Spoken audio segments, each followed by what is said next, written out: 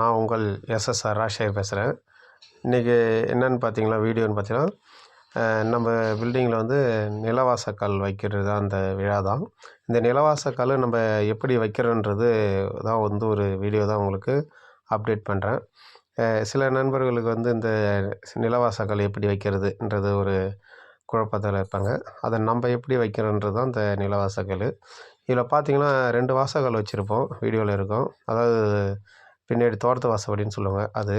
இது எதுக்குன்னு கேட்டிங்கன்னா, இந்த வாசக்கால் வந்து இந்த ஹவுஸ் ஓனர் விருப்பத்துக்கு ஏற்ற மாரி நம்ம வந்து வைக்கிறோம். அவங்க வந்து துணை வாசக்கால் வைக்கணும்னு சொல்லிவிட்டு நம்ம சொல்லிடுங்க. நம்ம பாண்டிச்சேரி, நம்ம தமிழ்நாடு இந்த சைடு பார்த்திங்கன்னா மோஸ்ட்லி இந்த சைடில் பார்த்திங்கன்னா நம்ம வந்து ஒரு வாசக்கால் தான் வைப்போம்.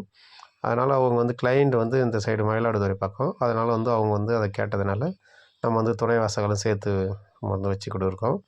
எப்பயுமே நம்ம செய்கிறது எல்லாமே வந்து நம்ம செய்கிற வீட்டுக்காரருக்கு விருப்பத்துக்கு ஏற்ற மாரி தான் நம்ம பண்ணி கொடுக்குறோம் எல்லா பில்டிங்குமே. அது வந்து நம்ம மாற்று கருத்து எதுவும் கிடையாது. அதனால தான் இந்த வீடும் வந்து அவங்க கேட்ட மாரி வாசக்கால் வந்து வரும். இப்போ பார்த்திங்கன்னா இந்த வாசக்காலுக்கு வந்து நம்ம முக்கியமான ஒரு ஆள்னு பார்த்திங்கன்னா நம்ம வந்து ஆசாரி தான்.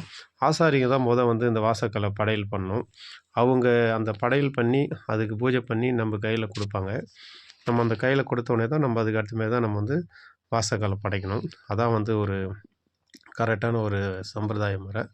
இதில் பார்த்திங்கன்னா நம்ம வாசக்காலுக்கு அடியில் வந்து ஒரு எந்திரம் ஒன்று வைக்கிறோம். அது என்ன எந்திரம்னு பார்த்திங்கன்னா, அவங்கவுங்க குலதெய்வத்துக்கு ஏற்ற மாரி ஒரு எந்திரத்தை வந்து நம்ம வந்து செஞ்சுக்கின்னு வந்து அந்த வாசக்காலுக்கு அடியில் வைப்போம். அது மட்டும் இல்லாமல் நம்ம மோஸ்ட்லி பார்த்திங்கன்னா வந்து அஞ்சப்பஞ்சு லோகன்றது தான் வந்து வைக்கிறது வந்து வழக்கம். இந்த தகுடு வைக்கிறதுன்ற ஒரு வழக்கம் இருக்குது. அது அவங்களுக்கு இப்போ பார்த்திங்கன்னா நம்ம ஆசாரி படைச்சி முடிச்சுட்டாங்க. அவங்க இப்போ வந்து அவங்க இந்த ஹவுஸ் ஓனர்கிட்ட கிளையண்ட்கிட்ட கொடுக்காங்க. அவங்க வந்து ஃபேமிலியாக அவங்க வந்து படைக்கிறாங்க. அவங்க பூஜை பண்ணி இதான் அஞ்சப்பஞ்சு லோகத்தகடு. இதுக்கு அந்த ஹோல்ஸ் போட்டு நம்மளுக்கு ஆசாரி கொடுத்துருப்பாரு. இப்போ அவங்க வச்சு கொடுப்பாங்க. அவங்க அது உள்ளே வச்ச உடனே இது வந்து ஒரு ஹோல் இருக்கும். இந்த ஹோல்ஸில் சில பேர் எல்லோரும் பார்த்திங்கன்னா இது மேலே இந்த மஞ்சளை வச்சுட்டு ஒரு கட்டை ஒன்று சொருவிட்டு போயிடுவாங்க. அதுபோல் சொருகக்கூடாது. எப்பயுமே பார்த்திங்கன்னா இந்த கட்டை வந்து ரொம்ப டைட்டாக இருக்கணும். அப்போ அந்த டைட்டாக இருந்துச்சுன்னா தான் அந்த மரத்துக்கு வந்து அடியில் வந்து எந்த டேமேஜும் ஒரு கரையான் தொல்லியும் ஃப்யூச்சரில் கிடச்சிதுன்னா அது மூலிமா இதை அரித்து வேஸ்ட் ஆகக்கூடாது. இப்போ பார்த்திங்கன்னா நம்ம ஆசாரி அதுக்கு தான் கூட இருப்பாங்க. ஆசாரி வந்து இப்போ பாருங்கள் அந்தமாரி ஒரு கேப்புக்கு வரும் அதுக்கு உண்டான ஒரு ஆப்பு போல் ஒன்று சீவி வச்சுருப்பாங்க. அந்த தகுடுலாம் நம்ம வச்சு முடிச்சிட்ட பிறகு அந்த ஹோல்ஸ் உள்ள அந்த கரெக்டான ஒரு சுகரான ஒரு மெஷர்மெண்ட்டில் ஒரு ஆப்பு ஒன்று சீவி அந்த ஹோல்ஸ் உள்ள வச்சு டைட்டாக அடைக்கணும். டைட்டாக அடைச்சிட்டு அதுக்கப்புறம் தான் வந்து நம்ம இது பண்ணணும். எப்பயுமே நம்ம வந்து சுகராக எடுக்கக்கூடாது. நம்ம கொஞ்சம் லென்த்தாக எக்ஸ்ட்ரா இதுமாரி வச்சு சுத்தியால் வச்சு நல்லா அடித்து டைட் பண்ணிவிட்டு ஒரு கரெக்டாக அந்த மட்டத்தில் வால் வச்சு அதை அறுத்துடணும். அந்த வால் வச்சு நம்ம அறுத்துட்டு அது மட்டமாக இருக்கணும். இதை பாருங்கள், இப்போ நம்ம வந்து ஆசாரி வந்து நம்மளுக்கு மட்டமாக கரெக்டாக அறுத்து கொடுப்பாரு. நம்ம இதெல்லாம் வந்து ஆசாரி தான் வந்து செய்யணும். இந்த பூஜைலாம் பண்ணி ஒருத்தவங்களுக்கு நம்ம செய்வார். இது பண்ணி அவர் வச்சு அழகாக டைட் பண்ணி கொடுத்துட்டாரு. இந்த சம்பிரதாயம் எப்பயுமே வந்து வீட்டினுடைய வாசப்படியில் வச்சு தான் இந்த சம்பிரதாயம் பண்ணணும். அதாவது பார்த்திங்கன்னா வந்து கிழக்கு பக்கம் பார்த்த மாதிரி இந்த சம்பிரதாயத்தை பண்ணணும். அதாவது பார்த்திங்கன்னா இந்த கீழ்ப்படி வந்து கொஞ்சம் டவுனாகவும், அதாவது மேல் இது வந்து கொஞ்சம் கொஞ்சம் ஹைட்டாகவும் வந்து கிராஸாக வச்சு வச்சுருப்போம். இங்கே பார்த்திங்கன்னா உங்களுக்கு தெரியும் வாசக்காலில் எவ்வளோ அழகாக வந்து பார்த்திங்கன்னா வச்சுருக்குறோம். இப்படி தான் வந்து இந்த பூஜை எல்லாமே நம்ம வந்து வாசலில் வச்சு தான் பண்ணணும். இதை பண்ணி முடிச்சிட்ட பிறகு தான் நம்ம வந்து உள்ளுக்கு கொண்டுக்கு போகணும். இது உள்ளுக்கு எப்படி கொண்டுக்கு போகணுன்றது உங்கள்கிட்ட இந்த வீடியோவில் ஃபுல்லாக பாருங்கள். ஃபுல்லாக பார்த்தீங்கன்னா தான் அந்த வீடியோ வந்து நான் என்ன சொல்கிறது உங்களுக்கு புரியும். வீடியோ பிடிச்சிருந்தால் கண்டிப்பாக ஒரு சேனலை சப்ஸ்கிரைப் பண்ணுங்கள், லைக் பண்ணுங்கள், கமெண்ட் பண்ணுங்கள். இதில் பார்த்தீங்கன்னா அது தெரியுங்களா உங்களுக்கு, இவங்க இப்போ தான் வந்து பூஜை பண்ணி இதை வந்து உங்களுக்கு வந்து எல்லோரும் வந்து அவங்க ரிலேட்டிவ்லாம் வந்து பூஜை பண்ணி நம்ம கொடுப்பாங்க. இதுபோல் பண்ணி நம்ம கையில் கொடுத்தாங்கன்னா நம்ம வந்து எடுத்து போய் கரெக்டாக வந்து வச்சிருவோம். இதுக்கு முன்னாடி நம்ம வைக்கிற இடத்துல நம்ம கரெக்டான வந்து அது என்ன வாசக்கால், புதன் வாசக்கால்ன்றது எல்லாத்தையும் மெஷர்மெண்ட் பண்ணி அதை ரெடியாக வச்சுருப்போம். இதை வச்சுட்டு இந்த பாருங்கள் இதை மார்க் பண்ணி இந்த இடத்துல வந்து கரெக்டாக அந்த சென்டரில் அவங்க கொடுத்த ஒரு தகுடு, அதாவது வந்து அந்த குலதெய்வத்தை தகுடு வச்சு அவங்க இந்த கிளைண்ட்டுக்கு வந்து முருகர் பக்தர். அதனால் வந்து அவங்க சஷ்டினுடைய தகுடு வந்து கொடுத்தாங்க. நம்மளும் அது கீழே வச்சிட்டோம். வச்சு கரெக்டாக வந்து சென்டராக வந்து நம்ம வந்து அது கீழே பேக் பண்ணிட்டோம். வச்சு இது போல் தான் வந்து நம்ம வந்து அடிப்படி வந்து கரெக்டாக அந்த இடத்துல வச்சுட்டு மேல்படி வந்து உள்வாட்டத்தில் வந்து கரெக்டாக இது போல் தான் நிமித்தணும். ஒரே ஈவனாக நிமித்தணும், கிராஸாலாம் நிமித்தக்கூடாது. கரெக்டாக ஈவனாக நிமித்தி அந்த இடத்துல சென்டராக நம்ம மார்க் பண்ணி வச்சுக்கிற இடத்துல கரெக்டாக அதில் வந்து உட்காந்துடணும். இப்படி தான் பண்ணணும். இது போல் தான் உங்களுக்கு வந்து இதுதான் வாசக்கல் வைக்கிற முறை. இது நிமித்திட்ட பிறகு என்ன பண்ணணுன்றது இந்த வீடியோவில் நான் வந்து நெக்ஸ்ட்டு அடுத்தடுத்து நம்ம பார்த்தீங்கன்னு இருந்தீங்கன்னா புரியும். இதில் பாருங்கள், இது நிமித்துறாங்க பாருங்கள். இது போல் தான் நிமித்தி கரெக்டாக ஈவனாக ஏறுதுங்களா?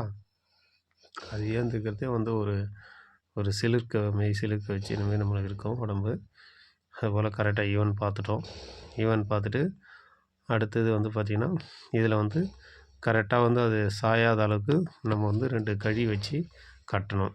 இந்த கழி எப்படி கட்டணும்னு பார்த்திங்கன்னா 2 பக்கமும் 2 சைடு மொத்தம் 4 கழி வச்சு சைடில் வச்சு கட்டணும். எல்லோரும் வந்து 2 கழி சென்டரில் வச்சு கட்டிட்டு போயிடுவாங்க. அதுபோல் தயவுசெய்து பண்ணாதீங்க. அதுமாரி பண்ணக்குள்ளே அலைன்மெண்ட் பண்ணுறதுக்கு கொஞ்சம் கஷ்டமாக இருக்கும். ஏன்னா வாசக்கல் நல்ல பெரிய வாசக்கல். சின்ன வாசக்காலாக இருந்தாலும் எப்பயுமே நம்ம வந்து 2 பக்கமும் 2 கழி வச்சு வைக்கணும். இதுபோல் வச்சு பண்ணக்குள்ளே தான் நம்மளுக்கு கரெக்டான ஒரு மெஷர்மெண்ட்டில் கரெக்டாக நம்ம வந்து அட்ஜஸ்ட்மெண்ட் பண்ணுறதுக்கெலாம் எப்பயுமே வந்து வாசக்கால் வச்சுட்டா ஒன்ஸு அவ்வளோதான். அதுக்கப்புறம் நவுத்தக்கூடாது, எதுவும் பண்ணக்கூடாது. அதாவது நவுத்தணும்னா நம்ம வந்து அலைன்மெண்ட்டுக்கு மட்டும் தான் நவுத்தணும். அது பார்த்திங்கன்னா 1 இன்ச்சு 2 இன்ச்சுக்கு நவுத்திக்கலாம்.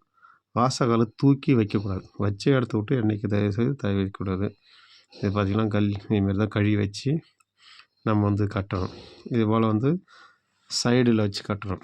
ஏதாச்சும் இந்த சைடில் ஒரு கழி வச்சுட்டு பேக் சைடில் ஒரு கழி வச்சு கட்டக்குள்ளே நம்மளுக்கு வந்து அலைன்மெண்ட் பண்ணக்குள்ளே கரெக்டான ஒரு அலைன்மெண்ட்டில் வந்து நம்மளுக்கு நிற்கும். இல்லைனா வந்து நம்ம வந்து சென்டரில் வச்சு வைக்கக்குள்ள சைடெலாம் வந்து நவறதுக்கு கண்டிப்பாக வாய்ப்பு இருக்குது. அதனால் தக்கார்ந்த கொண்டும் சென்டரில் வச்சு கழி வச்சு கட்டாதீங்க. சைடில் வச்சு 4 கழி வச்சு இந்த சைடில் ஒரு கழி, அந்த உள்வாட்டத்தில் ஒரு கழி, வெளிவாட்டத்தில் கழி வச்சு கட்டி அலைன்மெண்ட் பண்ணுங்கள். இதுபோல் நம்ம அலைன்மெண்ட் பண்ணக்குள்ளே நம்மளுக்கு நல்ல ஒரு கரெக்டான ஒரு அலைன்மெண்ட்டு கிடைக்கும். வேலையும் சீக்கிரமாக முடிஞ்சிடும். நம்ம போட்டு அதை வந்து இது பண்ணின்னு இருக்கிறதில்ல. நம்ம பார்த்திங்கன்னா இன்றைக்கி வாசக்கால் வச்சுட்டு ஏதோ அலைன்மெண்ட் வச்சுடுவோம். மறுநாள் வந்து இந்த சைடில் இருக்கிற கேப்லாம் வந்து நம்ம கிட்டோம். ஏற்கனவே நம்ம வந்து இந்த வாசக்கால் என்ன சைஸில் வருதுன்ட்டு நம்ம கரெக்டான ஒரு மெஷர்மெண்ட் வச்சு அதுக்கு உண்டான கேப்பை வந்து நம்ம கொடுத்துட்டோம்.